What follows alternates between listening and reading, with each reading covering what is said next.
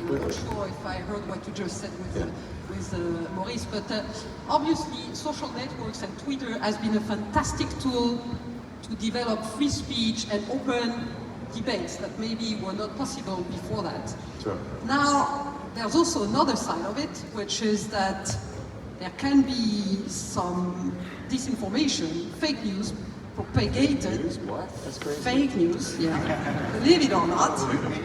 Believe it or not. This is real. This is real. Now the question is, and actually I think there's a flip side indeed to social networks, and there's a code of conduct that the EU has proposed around disinformation, and recently Twitter just decided to walk away from it. So is this because Twitter doesn't, respect the fact that information needs to be moderated? And actually you've been pretty vocal on the content moderation, so just what are your thoughts on that? Well, I'm generally a fan of that we should have free speech as much as possible, as much as is allowed by the laws of any country. So, I think that, say, for France, we should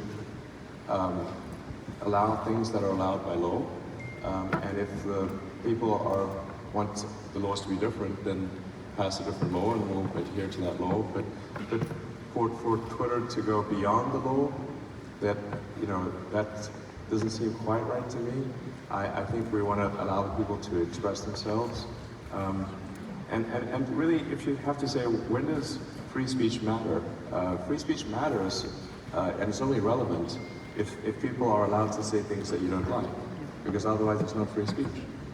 And I would take that if somebody says something potentially offensive, but that's actually okay. Now we're not going to promote those offensive tweets, but I think people should be able to say things, because the alternative is censorship, and frankly, I think if you go down the censorship route, it's only a matter of time before censorship is turned upon you. So that's why it's important. In the U.S., you've got the First Amendment, Freedom of Speech Amendment, and you say, why did they do that?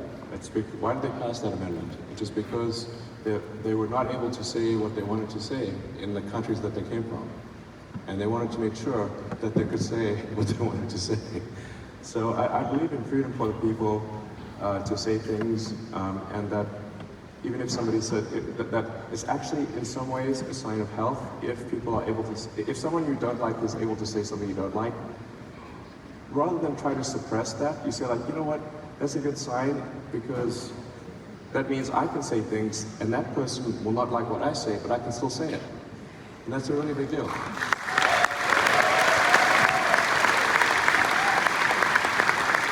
I think, especially in this country,